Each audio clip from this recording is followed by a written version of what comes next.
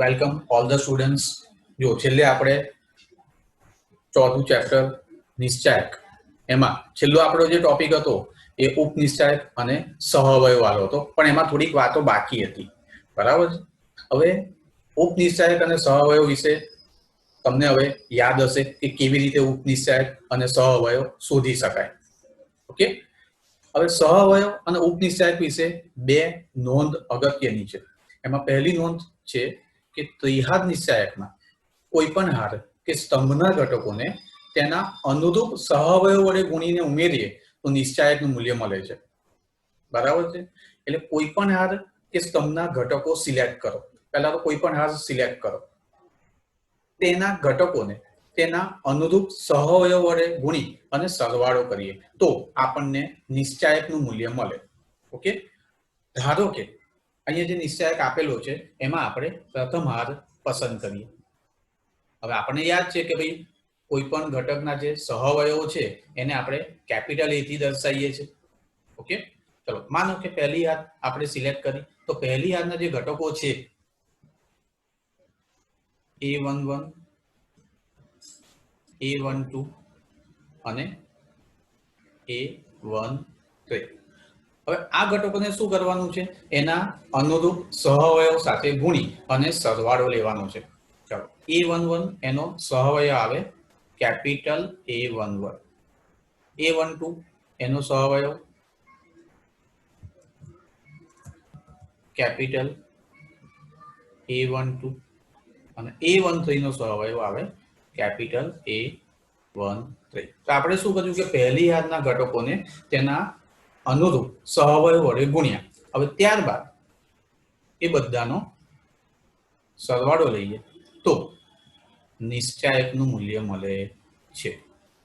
Okay, આ પરિણામ આપણે બીજી અને ત્રીજી હાર માટે અથવા તો પહેલા, બીજા કે ત્રીજા સ્તંભ માટે પણ લખી શકીએ છીએ.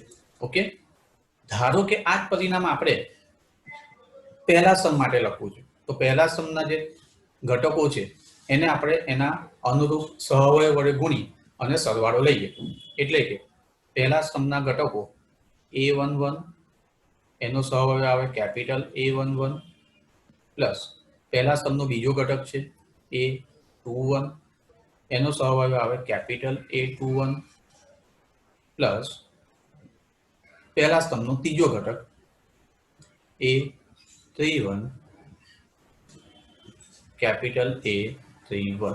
ઓકે, તો અહીંયા આપણે શું કર્યું કે પહેલા સ્તંભના ઘટકોને તેના સહઅવયવ વડે ગુણી અને સરવાળો કર્યો તો પણ આપણને નિશ્ચાયકનું મૂલ્ય મળે છે. તો આ રીતે આપણે ત્રણ હાર અને ત્રણ સ્તંભ એ પ્રમાણે અલગ અલગ આવા 6 પરિણામ લખી શકીએ છીએ. ઓકે, અને ખરેખર હવે સહઅવયવ વિશે આપણે જાણીએ તો સહઅવયવ ખરેખર શું છે? તો બીજું કાંઈ નહીં, આપણે જે નિશ્ચાયકનું વિસ્તરણ કરીએ છીએ ત્રણ હાર કે ત્રણ સ્તંભને અનુરૂપ, તો નિશ્ચાયકના વિસ્તરણમાં દરેક હારના જે ઘટકો છે એના સહગુણકો એટલે તેના સહઅવયવો થયા. ઓકે, આ વસ્તુ યાદ રાખજો, કારણ કે તે વિકલ્પોમાં પૂછાય છે, MCQમાં આ વસ્તુ પૂછાય છે.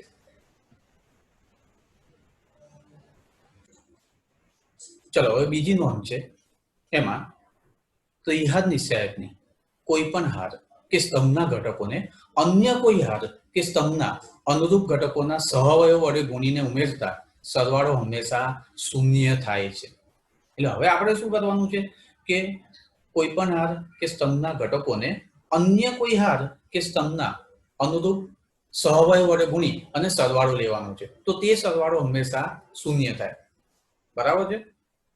જો ધારો કે આપણે પહેલી હારના ઘટકો લઈએ છીએ અને પહેલી હારના ઘટકોને બીજી કે ત્રીજી હારના સહઅવયવ વડે ગુણી અને સરવાળો લઈએ. ઓકે, માનો કે મેં પહેલી હારના ઘટકો સિલેક્ટ કર્યા અને બીજી હારના સહઅવયવો લીધા, તો બીજી હારના સહઅવયવો આપણે કેપિટલ A21, A22 અને કેપિટલ A23 તરીકે દર્શાવી શકીએ છીએ. ઓકે, હવે શું કરીશું કે પહેલી હારના ઘટકોને બીજી હારના અનુરૂપ સહઅવયવ વડે ગુણીને સરવાળો લઈશું. એટલે પહેલી હારનો જે પહેલો ઘટક છે ને A11 બરાબર છે, એનો ગુણાકાર આપણે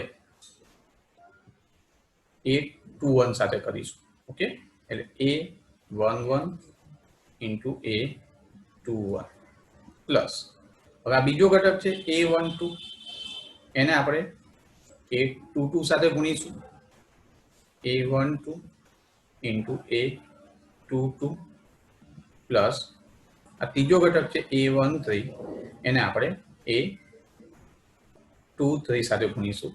એટલે A13 into capital A23. તો અહીંયા આપણે શું કર્યું કે પહેલી હારના ઘટકોને બીજી હારના અનુરૂપ સહઅવયવ વડે ગુણીને સરવાળો કર્યો. તો આનો જવાબ શૂન્ય મળશે. ઓકે, આ જ રીતે માનો કે આપણે બીજી હારના ઘટકોને પહેલી કે ત્રીજી હારના સહઅવયવ વડે ગુણીને સરવાળો લઈએ તો પણ જવાબ શૂન્ય આવે. અને આ જ રીતે પહેલા સ્તંભના ઘટકોને બીજા કે ત્રીજા સ્તંભના અનુરૂપ સહઅવયવ વડે ગુણીને સરવાળો લઈએ તો પણ જવાબ શૂન્ય મળશે. ઓકે, આપણે બીજા પરિણામો એના લખીએ. ચાલો હવે આપણે એક કામ કરીએ કે પહેલા સ્તંભના જે ઘટકો છે એને ત્રીજા સ્તંભના ઘટકોના સહઅવયવ વડે ગુણીને સરવાળો લઈએ. જો ત્રીજા સ્તંભના જે ઘટકો છે એના સહઅવયવ A13, A23 અને A33 થશે. ચલો તો હવે આપણે ઘટકો લઈએ છીએ પહેલા સ્તંભના અને સહઅવયવ લઈએ છીએ ત્રીજા સ્તંભના. બરાબર છે. તો આ A11 છે એને કોની સાથે ગુણીશું? A13 સાથે. Okay, A11 into capital A13.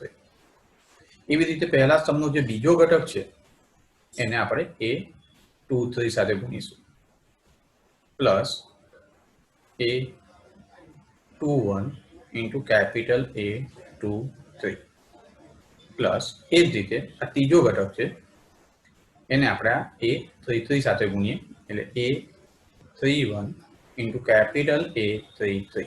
તો અહીંયા આપણે ત્રીજા સ્તંભના ઘટકોને પહેલા સ્તંભના ઘટકોને ત્રીજા સ્તંભના ઘટકોના સહઅવયવ વડે ગુણી અને સરવાળો કરીએ છીએ તો આ સરવાળો પણ હંમેશા શૂન્ય થશે. ઓકે, આ વસ્તુ પણ એમસીક્યુમાં પૂછાય છે. બરાબર છે. એટલે એમસીક્યુમાં આપણને 4 ઓપ્શન આપેલા હોય, એમાંથી કયું વિધાન સત્ય છે કે અસત્ય એ ચેક કરવાનું હોય. તો એ ચેક કરવા માટે આપણે પહેલા તો શું ધ્યાન રાખીશું કે જે ઘટકો છે એ કઈ હાર કે કઈ સ્તંભના કયા સ્તંભના છે અને એની સાથે જે સહઅવયવ ગુણેલા છે એ કઈ હાર કે કયા સ્તંભના છે. જો આપણે પહેલો જે નિયમ જોયો એમાં જોયું કે ભાઈ કોઈ પણ હાર કે સ્તંભના ઘટકોને તેના જ અનુરૂપ સહઅવયવ વડે ગુણીને સરવાળો લઈએ તો નિશ્ચાયકનું મૂલ્ય મળે છે.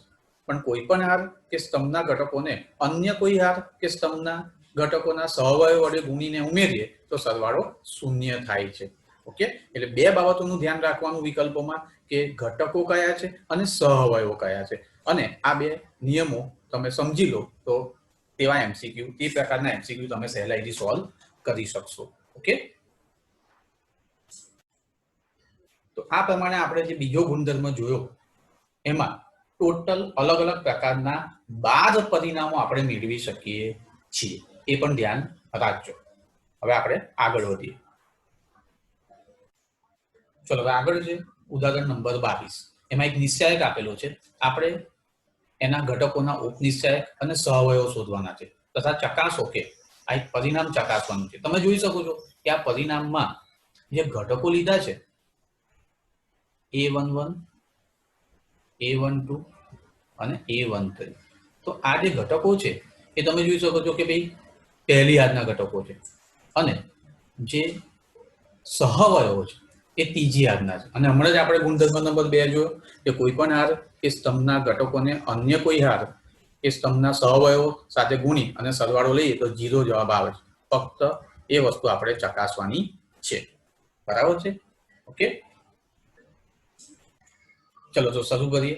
આપણે બધા જ ઘટકોના ઉપનિશ્ચાયક અને સહઅવયવ શોધવાના છે. યાદ છે ઉપનિશ્ચાયક માટેનો જે સંકેત છે એ એમ છે, કેપિટલ એમ. ઓકે, ચલો તો પહેલા આપણે M11 એટલે પહેલી યાર અને પહેલા સ્તંભનો જે ઘટક છે એટલે કે 2 એનો ઉપનિશ્ચાયક આપણે શોધીએ છીએ. ચલો 2 પહેલી યાર અને પહેલા સ્તંભમાં છે, એ ઘટકો દૂર કરી બાકીના ઘટકોને એ જ ક્રમમાં આપણે દ્વિઘાત નિશ્ચાયકમાં લખવાના છે, એટલે 0 4 5 -7. ઓકે, પહેલી યાર અને પહેલા સ્તંભના ઘટકો દૂર કરી બાકીના ઘટકોને એ જ ક્રમમાં દ્વિઘાત નિશ્ચાયકમાં લખીએ. હવે આ દ્વિઘાત નિશ્ચાયકનું મૂલ્ય શોધીએ તેનો ઉપનિશ્ચાયક થશે, એટલે કે 0 -20 equal to -20. ઓકે, ત્યારબાદ આપણે એનો સહવયો પણ શોધી નાખીએ. A11. ઓકે, હવે તમે જો 2 જે છે એ પ્લસ વાળી પોઝિશન પર છે એટલે એના ઉપનિશ્ચાયકની સાઇન નહીં બદલાય, -20 જ આવશે, રાઈટ. આ જ રીતે આપણે બધા જ ઘટકોના ઉપનિશ્ચાયક અને સહવયો શોધવાના છે. હવે લઈએ M12 એટલે M12 મતલબ -3 નો ઉપનિશ્ચાયક થશે. -3 એ પહેલી યાર અને બીજા સ્તંભમાં આવેલો છે, એના ઘટકો દૂર કરો તો 6 4 1 -7 મળે. ચલો હવે આનો ક્રોસ ગુણાકાર આપણે કરીએ, -42 -4 એટલે કે -46 મળશે. હવે આ માઇનસ વાળી પોઝિશન પર છે એટલે એની સાઇન બદલી નાખવાની, +46 થઈ જશે. ઓકે, ચાલો એ જ રીતે M13 એટલે કે 5 નો ઉપનિશ્ચાયક, બરાબર. 5 પહેલી યાર અને ત્રીજા સ્તંભમાં આવેલો છે, તે ઘટકો દૂર કરો. જો પહેલી યારના ઘટકો અને ત્રીજા સ્તંભના ઘટકો દૂર કરીએ તો બાકી જે ઘટકો છે એને એ જ ક્રમમાં આપણે દ્વિઘાત નિશ્ચાયકમાં લખીશું, 6 0 1 5 આ રીતના રહેશે. હવે એનું મૂલ્ય શોધીએ તો 30 આવે. હવે તમે જુઓ કે ભાઈ આ 5 એ પ્લસ વાળી પોઝિશન પર છે એટલે એની સાઇન નહીં બદલાય, એટલે એનો સહવયો પણ 30 થશે. ઓકે, એ રીતે હવે આપણે આગળ વધીએ તો M21. ઓકે, તમે તમારા રેફરન્સ માટે ઉપર જે નિશ્ચાયક આપેલો છે એને એક પેજમાં લખી નાખો એના ઘટકો, એટલે વારે ઘડી આપણે સ્ક્રોલ ના કરવું પડે ઉપર નીચે. ઓકે, તમને ખ્યાલ આવે. M21 -3 5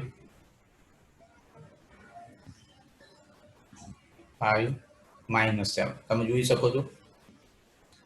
એટલે 21 -25 એટલે કે -4 આવશે અને તે માઇનસ વાળી પોઝિશન પર છે એટલે +4 થશે. ઓકે, આ જ રીતે આપણે આગળ વધીશું. એટલે M22. ઓકે, 2 5 1 અને -7 જશે. એટલે આપણે બીજી યાર અને બીજા સ્તંભના ઘટકો દૂર કરી બાકીના ઘટકોને એ જ ક્રમમાં લખવા પડશે, એટલે -14 -5 -19 અને આ પણ પ્લસ વાળી પોઝિશન પર છે એટલે એની સાઇન નહીં બદલાય, એટલે એનો પણ સહવયો -19 પોતે જ આવશે. ઓકે, એવી રીતે M23 આપણે લઈએ. ઓકે,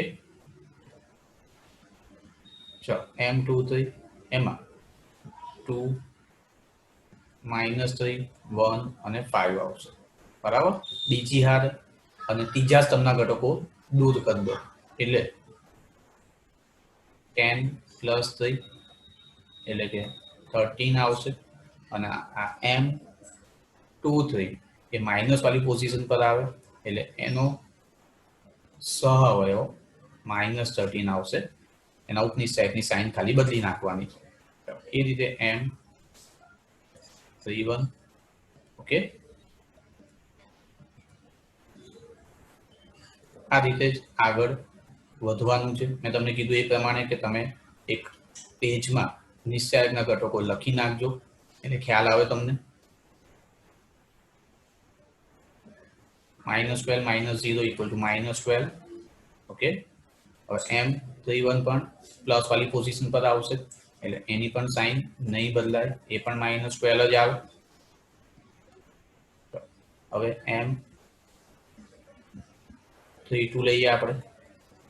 ઓકે, 2, 5, 6 and 4 આવશે આની અંદર.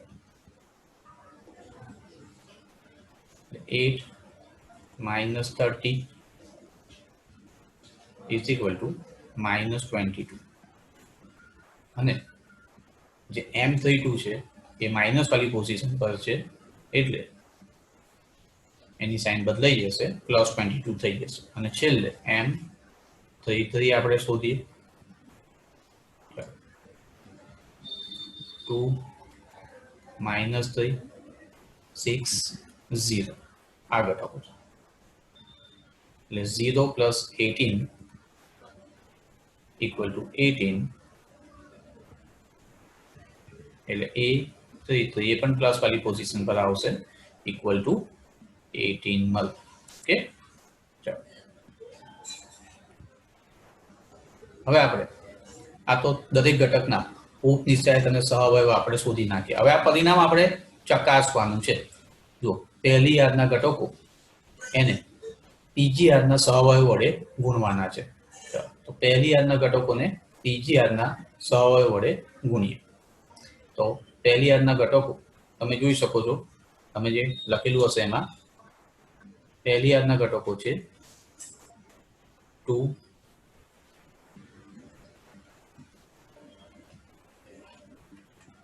-3 અને 5. અને ત્રીજા સ્તંભના જે સહઅવયવ છે એ આપણે જે બધા ઘટકોના સહઅવયવ શોધ્યા છે એમાંથી તમે ત્રીજા સ્તંભના સહઅવયવ લખો એટલે તે મળે છે -12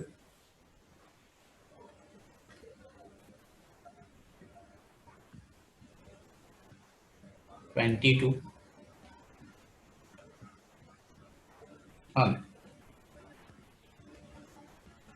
18. ચેક કરી શકો છો તમે અહીંયા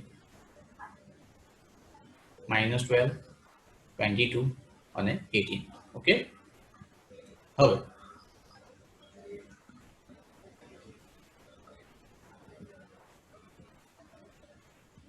A11 × A31 plus A12 × A32 plus A13 × A33. Okay, ચાલો હવે આનો આપણે સરવાળો કરીશું ઘટકો મૂકીને એટલે કે 2 × -12 plus -3 × 22 plus 5 × 18. ઓકે, એટલે કે -24 -66 plus 90 જવાબ 0 આવશે. ઓકે, તો આ પરિણામ આપણે જે નોંધ નંબર 2 માં ભણ્યા હતા એ અહીંયા ચકાસ્યું. ખાસ કાળજી આપણે શું રાખવાની છે કે સહઅવયવની નિશાની પર, બરાબર છે. જે પણ ઘટક આપણે કીધેલું છે કે ભાઈ વિકર્ણ પર પોઝિશન પર હોય એની સાઇન પ્લસ લેવાની, એ સિવાયની માઇનસ લેવાની. એ પ્રમાણે આપણે સહઅવયવ શોધવાના અને ત્યાર પછી તો બહુ ઈઝી છે. આપણે પરિણામ જે ચકાસવાનું હતું એમાં બધી કિંમતો મૂકી અને સાદું રૂપ આપ્યું એટલે જવાબ 0 આવી ગયો. ચલો આપણે સ્વાધ્યાય 4.4 ના હવે કેટલાક દાખલાઓની ચર્ચા કરીશું. 4.4 ના પ્રશ્ન 1 અને 2 તમે જોશો તેમાં દરેક ઘટકના ઉપનિશ્ચાયક અને સહઅવયવ શોધવાના કહે છે. એ હમણાં આપણે જે ઉદાહરણ જોયું એ પ્રમાણે તમે એ સોલ્વ કરી શકશો. ત્રીજો પ્રશ્ન લઈએ આપણે એનો. એમાં પૂછ્યું છે કે બીજી યાદના ઘટકોના સહઅવયવથી આપેલ નિશ્ચાયકનું મૂલ્ય શોધવાનું છે. જો હવે જે સૂચના આપી છે એ પ્રમાણે આપણે નિશ્ચાયકનું મૂલ્ય શોધવું પડશે. સૂચનામાં એવું કીધું છે કે ભાઈ બીજી હાથના ઘટકોના સહઅવયવના ઉપયોગથી શોધો. એટલે સૌપ્રથમ આપણે શું કરીશું? બીજી હાથના ઘટકોના સહઅવયવ શોધીએ. ચલો, બીજી હાથના ઘટકો છે 2, 0 અને 1. એના સહઅવયવ આપણે અનુક્રમે લખીએ કેપિટલ A 2 1. ઓકે, ચલો, એટલે કે 2 નો સહઅવયવ આવશે. હવે 2 તમે જુઓ કઈ પોઝિશન પર છે, પ્લસ કે માઇનસ? તો કે માઇનસ વાળી, એટલે માઇનસ આગળ લખી જ નાખવાનું અહીંયા. ઓકે, ચલો, હવે એનો ઉપનિશ્ચાયક લખીએ. 2 જુઓ, બીજી હાર અને પહેલા સ્તંભમાં છે.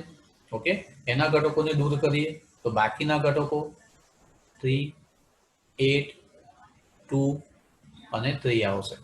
ચલો, માઇનસ આગળ લખેલું રાખીશું આપણે અને આનો ક્રોસ ગુણાકાર કરી નાખીએ તો 9 -16, 9 - 16 -7. આગળ ઓલરેડી માઇનસ છે એટલે માઇનસ માઇનસ પ્લસ થઈ જશે એટલે આ 7 મળશે. એ જ રીતે A22, A22 મતલબ કયા ઘટકનો સહઅવયવ થશે? શૂન્યનો સહઅવયવ થશે. ઓકે, હવે શૂન્ય જો પ્લસ વાળી પોઝિશન પર છે એટલે આગળ કશું જ લખવાની કઈ જરૂર નહીં. અને શૂન્ય એ તમે જુઓ કે બીજી હાર અને બીજા સ્તંભમાં છે, તો એ ઘટકો દૂર કરી બાકીનાને આપણે દ્વિઘાત નિશ્ચાયકમાં લખીશું. એટલે 5, 8, 1 અને 3. ઓકે, ચલો, હવે ક્રોસ ગુણાકાર કરીએ તો 15 - 8 આ પણ 7 મળશે આપણને. અને છેલ્લે A23, એટલે કે આ જે 1 દેખાય છે તેનો સહઅવયવ.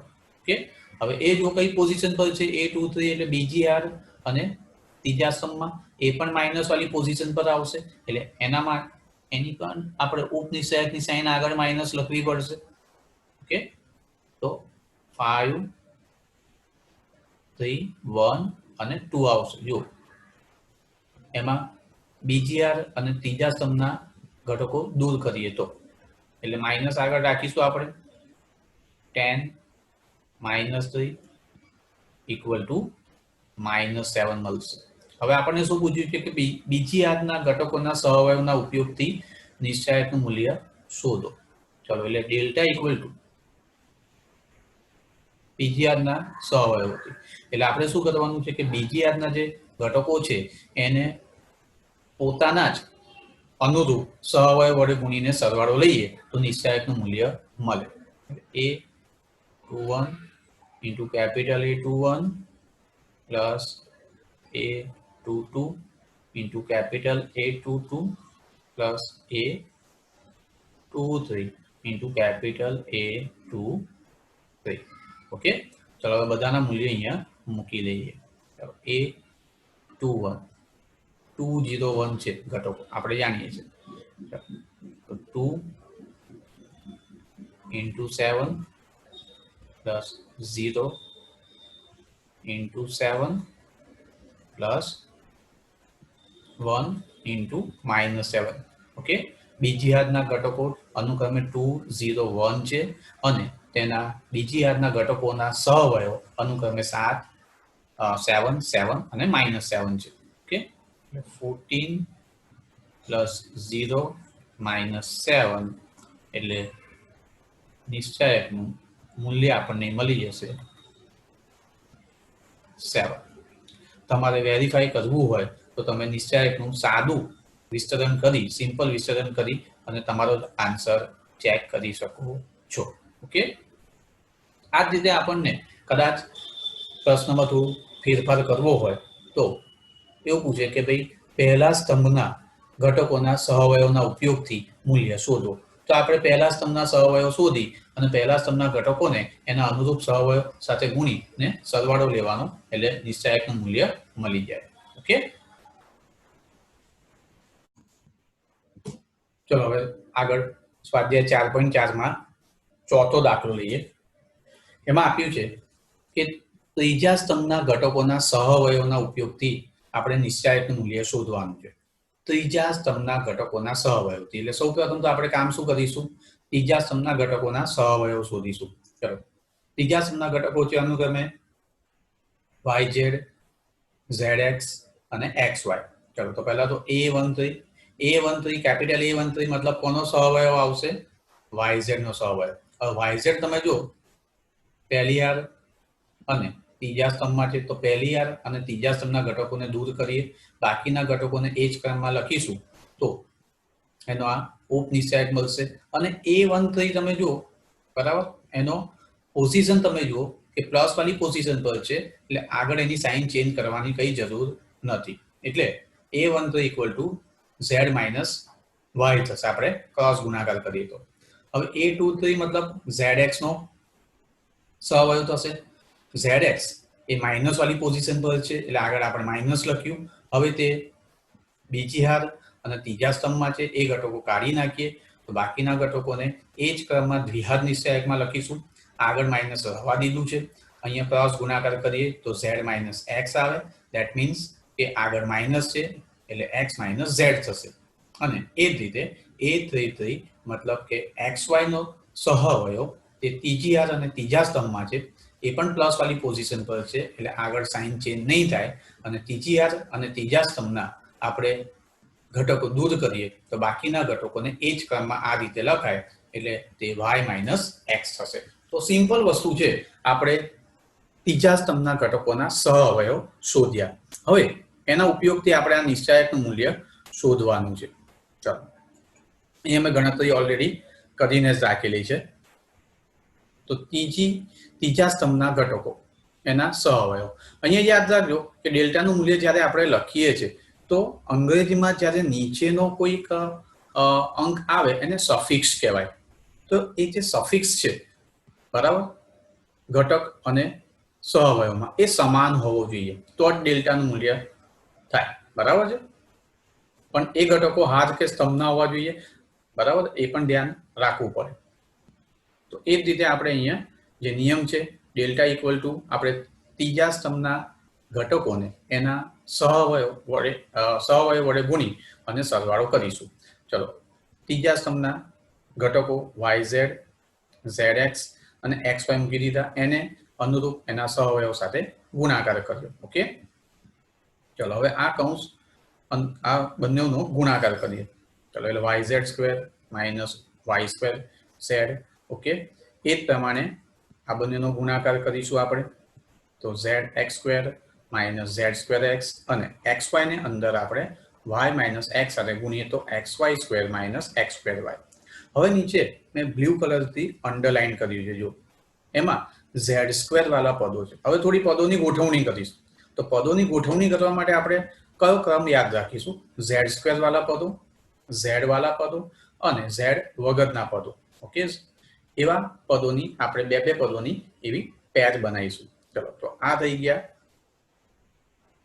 તમે જોઈ શકો છો z સ્ક્વેર વાળા પદો, આ બે જેમાં z હોય એવા પદો અને આ z વગરના પદો. ઓકે, ચલો હવે આ જે પહેલા બે પદો છે એમાંથી માઇનસ z સ્ક્વેર કોમન કાઢ્યું, એટલે કૌંસમાં x માઇનસ y આવશે. પછીના બે પદો છે એમાંથી z કોમન કાઢ્યું, એટલે કૌંસમાં x square minus y square. અને પછી છેલ્લા બે પદો છે એમાંથી માઇનસ xy કોમન કાઢ્યું, એટલે x માઇનસ y આવે. હવે દેખીતું છે કે ભાઈ નેક્સ્ટ સ્ટેપમાં આપણે જે આ વચ્ચેનું પદ છે x square minus y square, એના બે અવયવ પડશે x માઇનસ y અને x પ્લસ y. ઓકે, હવે ત્રણેયમાંથી આપણે x માઇનસ y કોમન કાઢી શકીએ. જો ત્રણેયમાં x માઇનસ y છે એ આપણે કોમન કાઢી લીધા, બાકીના પદો આપણે મોટા કૌંસમાં મૂકી દીધા. બરાબર. હવે આ જે છે ગણતરી એ અવયવીકરણ પર આધારિત છે. હવે અવયવ પાડવાના છે પદોની ગોઠવણી કરીને, બીજું ખાસ કંઈ કરવાનું નથી. અને ગોઠવણીમાં મેં તમને એક હિન્ટ આપી કે z સ્ક્વેર વાળા પદો, z વાળા પદો અને z વગરના પદો એવા બે પદોની પેર બનાવો, એટલે આગળ ઓટોમેટિક અવયવ પડી જશે. ઓકે, ચલો હવે આ જે z કૌંસમાં x પ્લસ y છે બંનેનો ગુણાકાર કરી દીધો. ત્યારબાદ પહેલા બે પદ અને છેલ્લા બે પદની પેર લીધી. પહેલા બે પદમાંથી જુઓ માઇનસ z કોમન કાઢ્યા અને છેલ્લા બે પદમાંથી પ્લસ y કોમન કાઢ્યા, એટલે અહીંયા z minus x. Okay, z minus x અહીંયા બંનેમાંથી કોમન નીકળી ગયું. ઓકે, અને વચ્ચેનું જે પદ છે એ -z + y આવશે.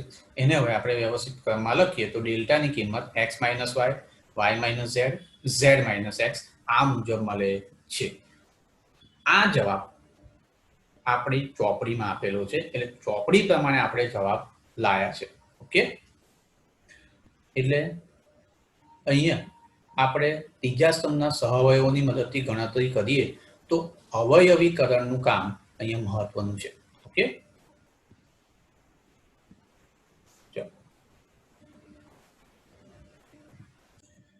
હવે છેલ્લો પ્રશ્ન છે 5મો સ્વાધ્યાય 4.4 માં એક MCQ છે. એમાં ડેલ્ટા એટલે કે એક નિશ્ચાયક આપેલો છે અને એવું લખેલું છે કે ભાઈ સ્મોલ ai છે એનો સહઅવયવ કેપિટલ ai છે હોય તો ડેલ્ટાનું મૂલ્ય ખાલી જગ્યા. હમણાં મેં તમને એક વસ્તુ કીધી કે જ્યારે આપણે સહઅવયવોની મદદથી ડેલ્ટા એટલે કે નિશ્ચાયકનું મૂલ્ય શોધીએ છીએ તો ઘટકોનો સફિક્સ અને સહઅવયવોનો સફિક્સ સમાન હોવો જોઈએ. સફિક્સ એટલે નીચે જે આપણે આંકડો લખીએ છીએ તે. ઓકે, જો હવે અહીંયા વિકલ્પે ચેક કરીએ. ચલો, અહીં ઘટકોનો સફિક્સ એટલે કે ઘટકોની નીચેનો ક્રમ a11 છે તો સહઅવયવ પણ a11 જ હોવો જોઈએ, એનો અનુરૂપ સહઅવયવ હોવો જોઈએ. એટલે આના ઉપરથી આ વિકલ્પ ખોટો છે એમ નક્કી થાય. બી માં તમે જુઓ, ચલો અહીંયા પહેલું જે પદ છે એમાં તો બંનેનો સફિક્સ સમાન છે, આની અંદર સમાન નથી. જો આ a12 છે એનો ગુણાકાર કેપિટલ A21 સાથે કર્યો છે, એટલે કે એનો અનુરૂપ સહઅવયવ નો, એટલે બી વિકલ્પ પણ ખોટો છે. એ જ રીતે સી વિકલ્પ તમે ચેક કરી શકો છો. સી માં પણ અહીંયા જો કે જે ઘટકોનો સફિક્સ એટલે ઘટકોની નીચે લખેલું છે A21 અને આ કેપિટલ A11 એ પણ અનુરૂપ નથી. બરાબર, તો અહીંયા આપણે ચેક કરીએ તો આમાં સમાન છે. જો બીજા ઘટકમાં પણ સમાન છે, અહીંયા પણ સમાન છે. બરાબર, હવે ખાલી ચેક એ કરવાનું કે આ ઘટકો કોઈ હાર કે સ્તંભમાં છે કે નહીં. ઓકે, તો ઘટકો અને સહઅવયવનો સફિક્સ સમાન છે. A11, A21 અને A31 એ પહેલા સ્તંભના ઘટકો છે. ધેટ મીન્સ કે હવે બધી રીતે તે ખરો ઉતર્યો, મતલબ અહીંયા જવાબ આવશે ડી. ઓકે, એટલે કહેવાનો મતલબ અહીંયા એવો છે કે ભાઈ પહેલો જે સ્તંભ છે એ પહેલા સ્તંભના ઘટકોને તેને અનુરૂપ સહઅવયવ સાથે ગુણી અને સરવાળો લીધો છે, એટલે આપણને નિયમ પ્રમાણે ડિસ્ચાર્જનું મૂલ્ય મળશે. તો આ સાથે જ આપણું 4.4 પૂરું થયું. હવે આપણે આગળ બીજી ચર્ચા આગળના વિડીયો લેક્ચરમાં લઈશું. ઓકે.